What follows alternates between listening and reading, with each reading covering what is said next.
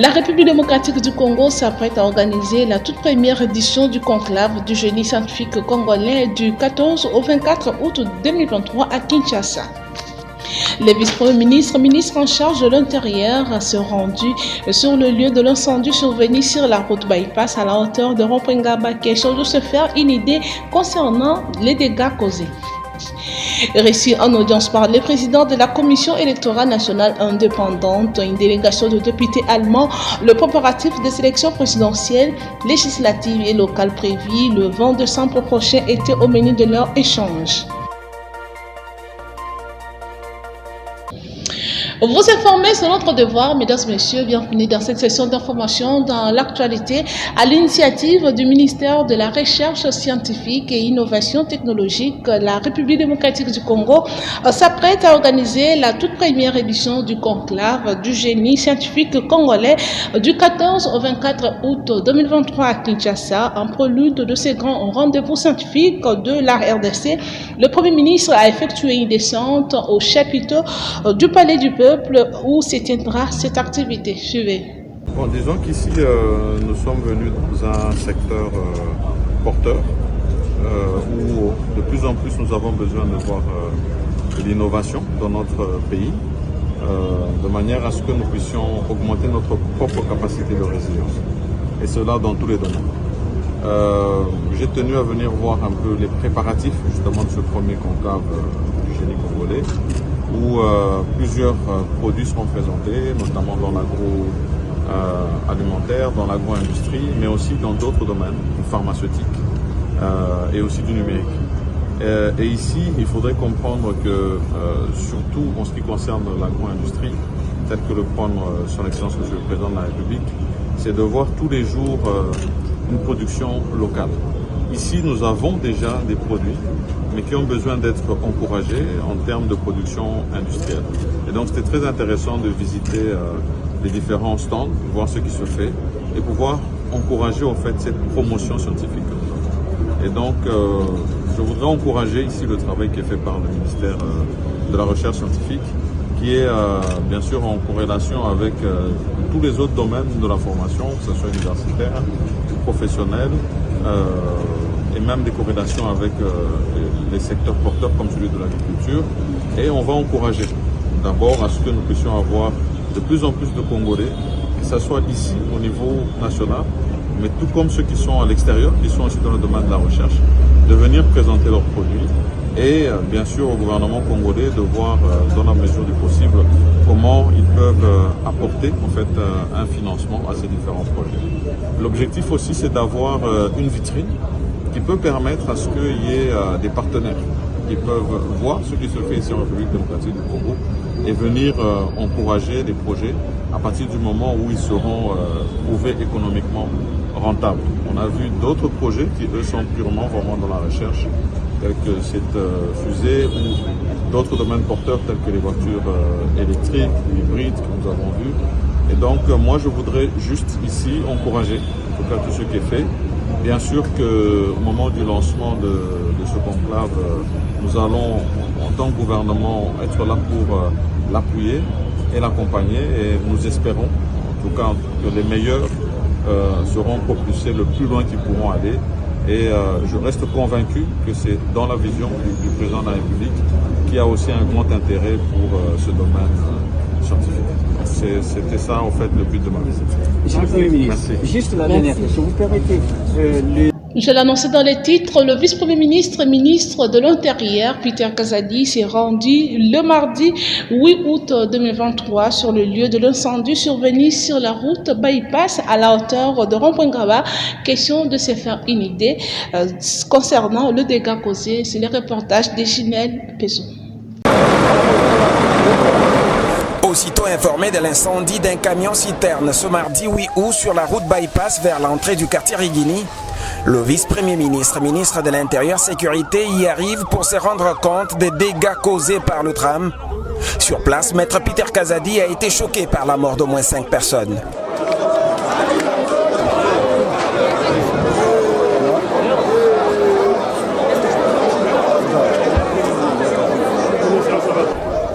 Outre les pertes en vies humaines, Plusieurs maisons et biens de personnes plus proches de la grande avenue ont été également détruits par l'explosion de ces véhicules.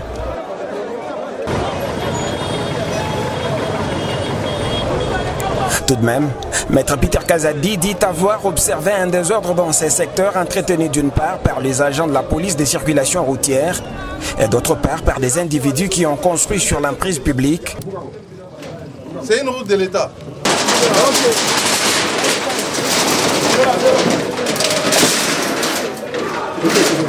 Selon lui, ces dangers auraient été évités si du moins les principes étaient respectés. Par conséquent, le garant de la sécurité en RDC annonce des sanctions contre les agents de la police commis à la circulation routière dans ces secteurs. C'est vrai que nous avons pris des mesures hier seulement. Il nous faut un peu de temps pour répercuter dans les unités. Moi-même, en venant de mon bureau jusqu'ici, j'ai constaté beaucoup de désordre sur la route, surtout au niveau des ronds-points Gaba où les conducteurs s'arrêtent comme ils veulent. J'ai trouvé des agents de régulation des circulations totalement inertes, ils ne font rien. J'ai tout de suite appelé les commandants de la ville pour que des mesures soient prises contre ces policiers-là. Et aussi, ce que nous venons de connaître aujourd'hui, ça fait partie de ces désordres que nous observons, l'inobservance des règles de la route. Mais là, je viens encore d'être surpris désagréablement. Toutes les maisons qui ont pris feu sont sur l'emprise publique. De sorte que si c'était éloigné de la voie publique, nous n'allions pas connaître cette catastrophe qui a engendré la mort de 5 de nos compatriotes. Mais ici aussi, là où nous sommes, je viens de constater que quelqu'un a construit sur la voie publique. Cette maison est sur la route. Vous voyez, nous sommes sur la route. C'est brutalement stoppé par cette construction. J'ai demandé au vice-gouverneur de se déployer pour que l'ordre, la voie publique soit restaurée. Dès là, le VPM Peter Kazadi a pris la direction du rond-point Gaba où il a réalisé combien la population qui exerce les activités aux alentours du rond-point est exposée à toutes sortes de dangers.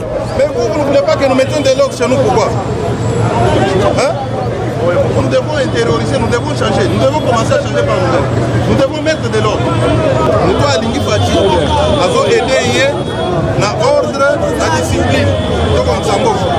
Mais nous devons détruire le peuple. Aussi comme moi, Fati, on tient les bossos. Et je vous donne une semaine pour que ces changements soient le total. Je l'ai dit. C'est pour y prévenir que le chef de la territoriale a ordonné l'évacuation de tous les parkings et marchés des fortunes qui y étaient créés.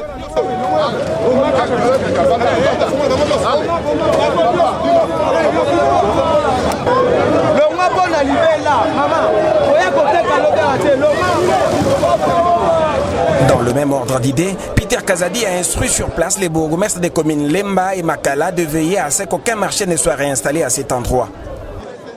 Même message pour la police de la circulation routière dans cette zone. Celle-ci ne devra pas hésiter à mettre la main sur les récalcitrants, a insisté les patrons de la territoriale.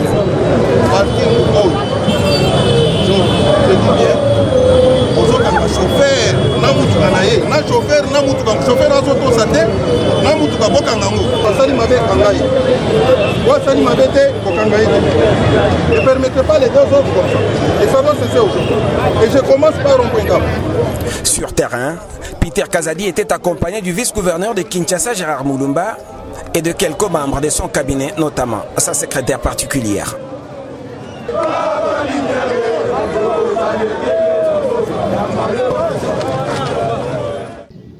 Le président de la Commission électorale nationale indépendante, Denis Kadimon, assisté de deux vice-présidents, Bienvenue Ilanga et Didi Manara, a échangé le mardi 8 août 2023 avec une délégation de députés allemands sur le préparatif des élections présidentielles, législatives et locales prévues le 20 décembre prochain.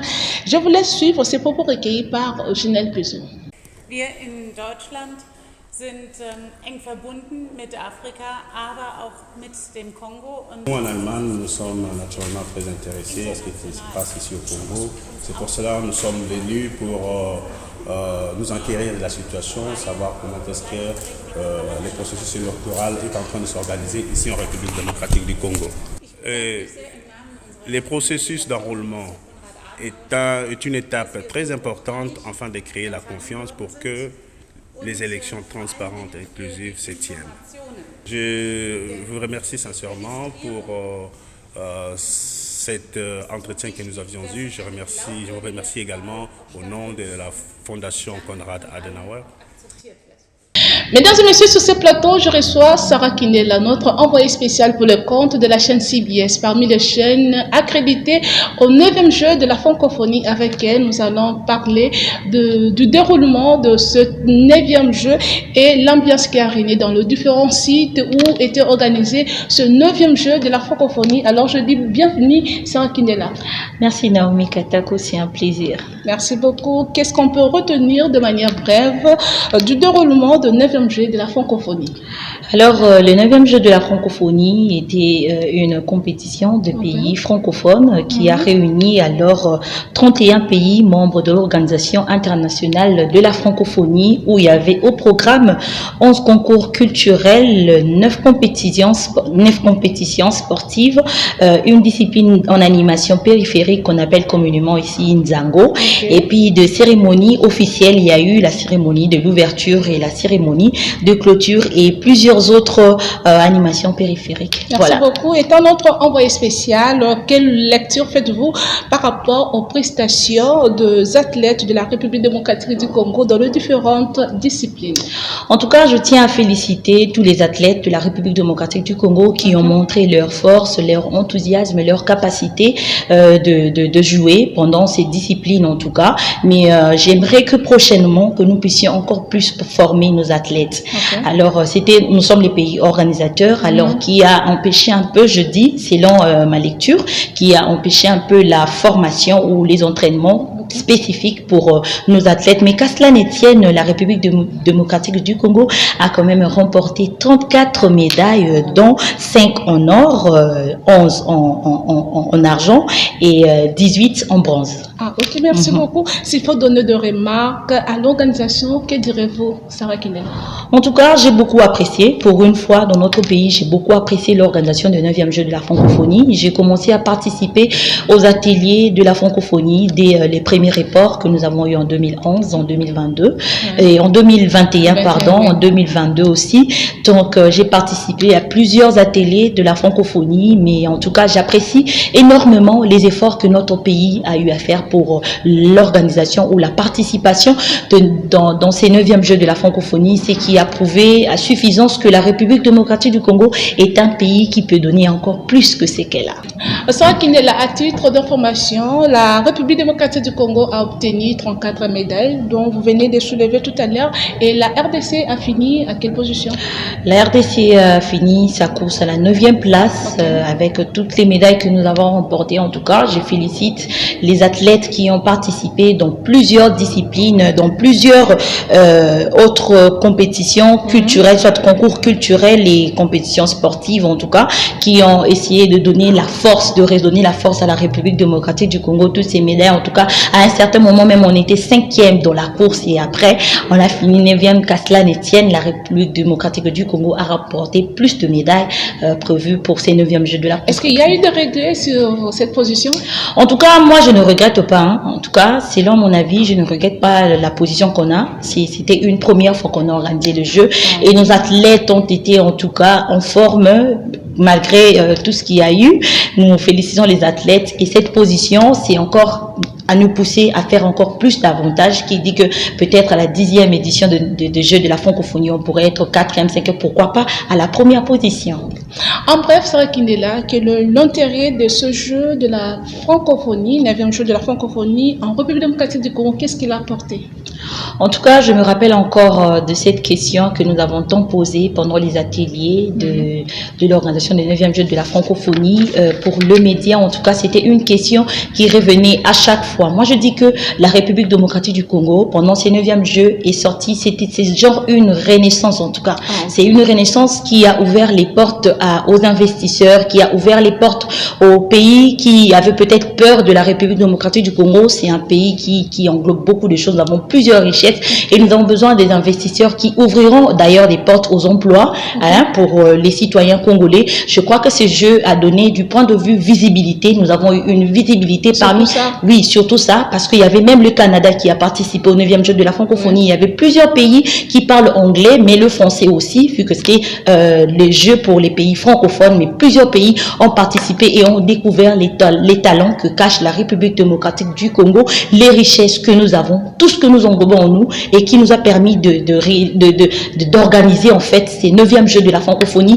Des fois j'étais pessimiste, des fois on avait peur, on craignait en fait pendant qu'on était dans les ateliers, on se disait est-ce que ces jeux, est-ce que la population congolaise va s'y donner, est-ce qu'on sera à mesure de finir les infrastructures au temps record. Mais en tout cas, je donne un coup de chapeau au président de la République démocratique du Congo, Félix Antoine Tshisekedi Tshilombo, et au directeur national de 9e jeu de la francophonie, Isidore Kouandjangembo. Ils ont cru, et ces jeux ont eu lieu à Kinshasa avec beaucoup de réussites. Là, je ne mettrai pas mon attention sur les choses négatives, mais je mettrai plus mon attention, comme le dit le ministre de la Communication, Patrick Mouyaya, sur le changement de narratif. On dit ce qui est positif, on dit ce qui valorise le pays en fait. C'est ça. Merci beaucoup. Nous citons en tant que journaliste, comment avez-vous trouvé l'organisation médiatique de ce 9e jeu de la francophonie où nous avons vu plusieurs médias, entre autres la RTNC, la chaîne nationale, qui a vraiment fourni d'efforts pour donner de belles images dans nos maisons et à l'extérieur aussi.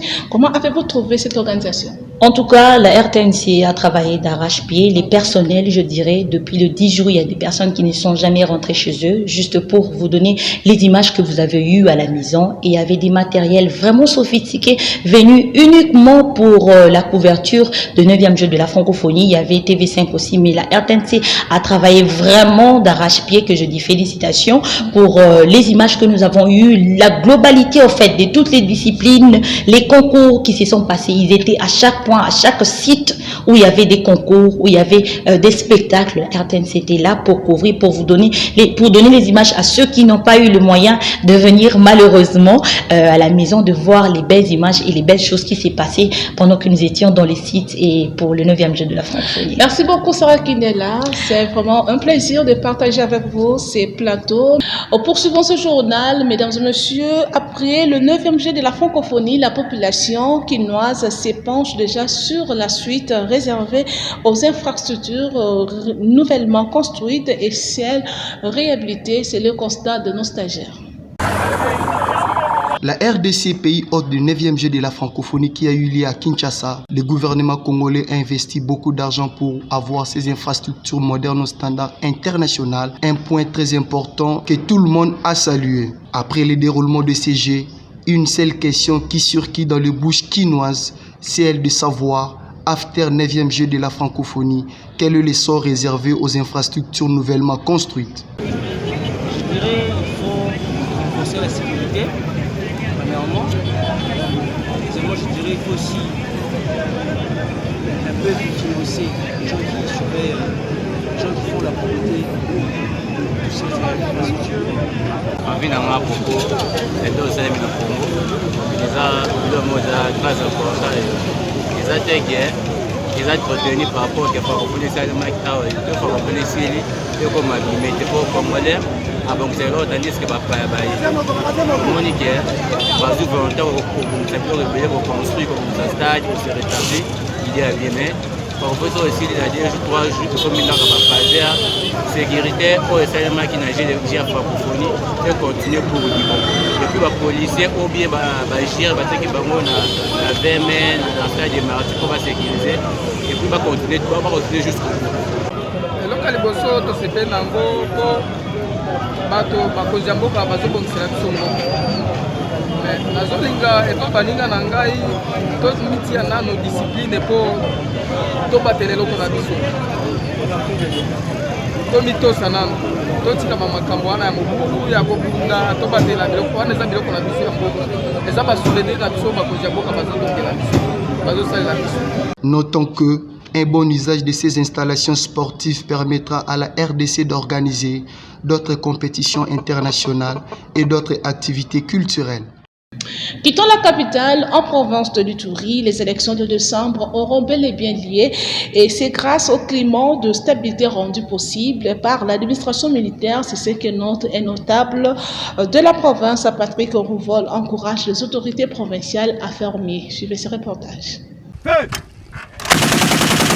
Et sous les commandements du lieutenant-général Boyanka Chamadjoni, toutes les dispositions sont déjà prises par l'administration militaire de l'Ituri pour la bonne tenue des élections du 6 décembre dans cette province. Nous en voulons pour preuve la stabilisation de plusieurs zones jadis source d'insécurité et les retours des déplacés dans leur village d'origine. Toutes ces réalisations démontrent à suffisance la détermination et l'engagement du commandant suprême des forces armées de la République démocratique du Congo, Félix Antoine Tshisekedi Tshilombo, à pacifier l'est de la RDC. Ces efforts sont salués par Patrick Rouvalet, notable du territoire d'Ndjougou. L'état de siège a réussi à maîtriser maintenant les agitations et puis les tensions politiques communautaires qui favorisent actuellement. Il y a des développements à la province de l'Ituri. Nous voyons par-ci par-là les routes sont asphaltées à travers la ville de Bougna. Il y a des routes de terrain national RV7 en train de réhabiliter. Les gens circulent, c'est ça vraiment parmi tas d'autres avancées positives de l'état de siège à la province de l'Ituri. Par là, nous remercions sincèrement le chef de l'État, puis le régime spécial de l'état de siège à travers son gouverneur, le lieutenant-général Luboya Kachama, qui sont en train de battre beaucoup d'efforts pour que la province de l'Ituri change et paie son image. Occasion pour ces dignes fils de l'Ituri d'inviter les groupes armés signataires d'actes de cessation des hostilités à demeurer dans la logique de la cohabitation pacifique de toutes les communautés de l'Ituri. Plus de 5 mois qu'il y a quand même une petite accalmie après plusieurs accords de paix de Aru. J'espère qu'il y avait une petite accalmie qui reste encore maintenant de consolider cette accalmie-là jusqu'à la fin. À part les dérapages que certains groupes armés comme Codeco continuent encore d'inquiéter la sécurité de la population de l'Ituri.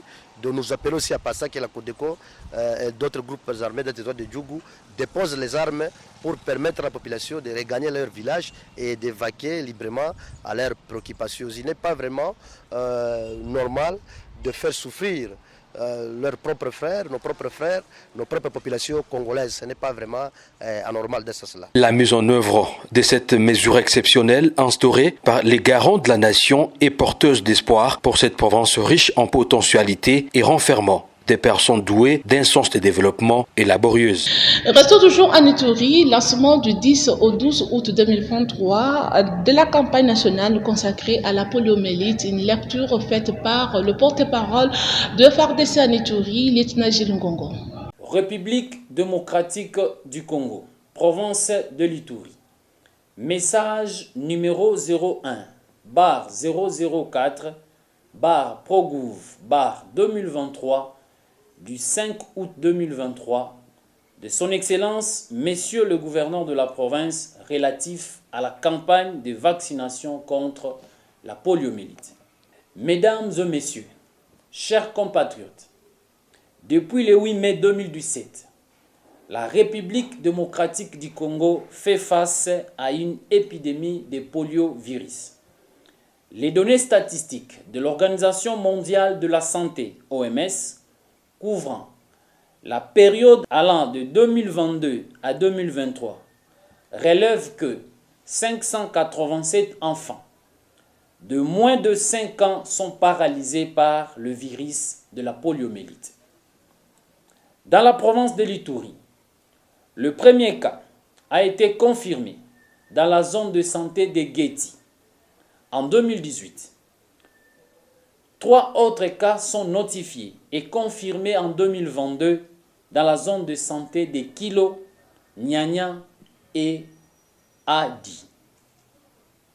Face aux risques élevés qu'encourent toutes les provinces, le gouvernement, avec l'appui de ses partenaires de l'Initiative mondiale pour l'éradication de la polio, organise une campagne nationale de vaccination contre la poliomyélite. Chers compatriotes, à ma qualité de gouverneur de province, je vous informe, l'organisation du 10 au 12 août 2023 de la campagne de vaccination contre la poliomyélite au profit des enfants de moins de 5 ans sur toute l'étendue de la province de l'Ituri.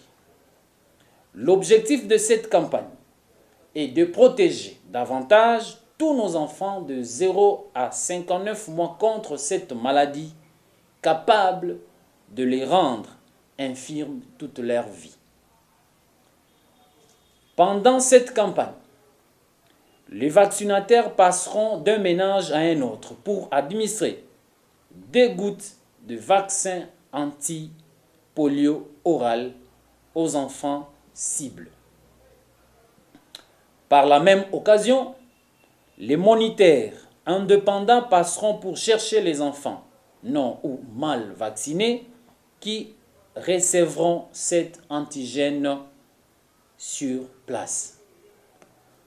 Je rappelle à tout le monde que le vaccin est un droit pour l'enfant et un devoir pour le parent.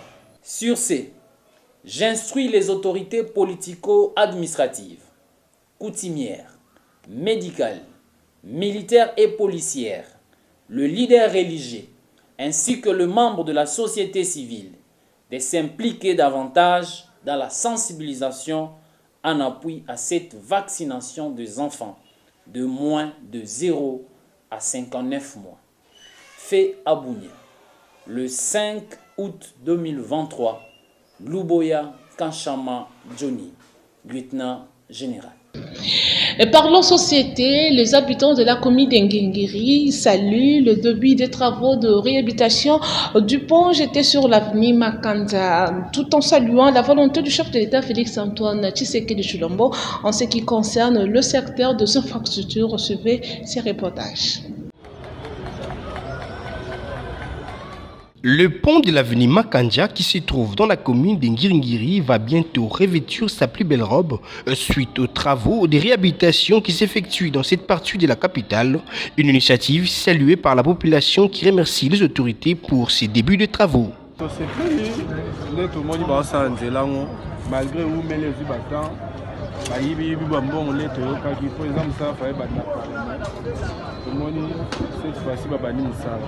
merci vraiment parce que les hommes nous avons besoin de changement. Or, changement faut ça sur tout le plan. Ok, la infrastructure partout où il y a faut quand même bien propre en tout cas qu'on fait mieux de continuer bien. C'est avantageux.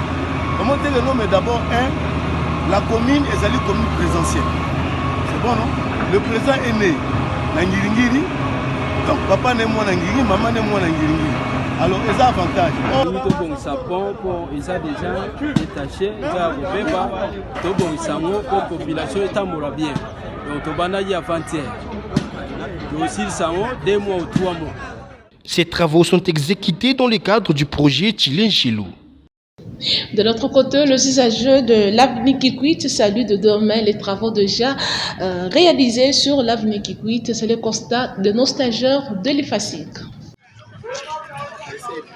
Les travaux de construction de l'avenue Kikwit qui traverse les communes de Lemba, Ngaba, Limité, Kalamou et Makala évoluent à la grande satisfaction de la population qui salue les efforts du chef de l'État pour la construction de cette route transcommunale qui hier donnait une mauvaise image.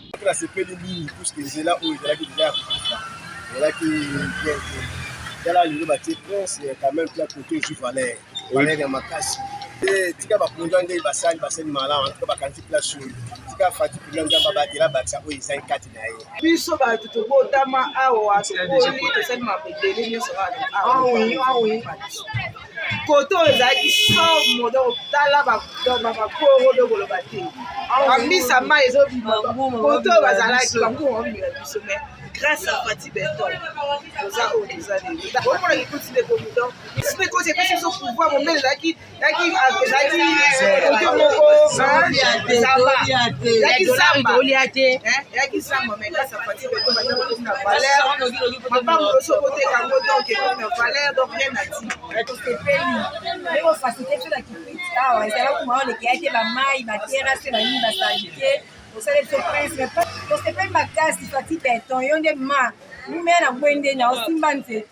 Il faut noter que les travaux de construction de l'avenue Kikwit entrent dans les cadres du projet Kinshasa-Bopeto. C'est la fin de ce journal, mais avant de nous quitter, place au rappel des principaux titres. La République démocratique du Congo s'apprête à organiser la toute première édition du conclave du génie scientifique congolais du 14 au 24 août 2023 à Kinshasa. Les vice-premiers ministres en charge de l'Intérieur se rendus sur le lieu de l'incendie survenu sur la route bypass à la hauteur de Ropengaba, question de se faire une idée concernant les dégâts causés. Récit en audience par le président de la Commission électorale nationale indépendante, une délégation de députés allemands, le préparatif des élections présidentielles, législatives et locales prévues le 20 décembre prochain était au menu de leur échange. Et voilà, c'était là l'essentiel à retenir. Merci pour votre attention et grand merci à toute l'équipe de la rédaction. Je vous dis au revoir et retrouvez Sarah Kindela demain jeudi avec le même plaisir. Au revoir.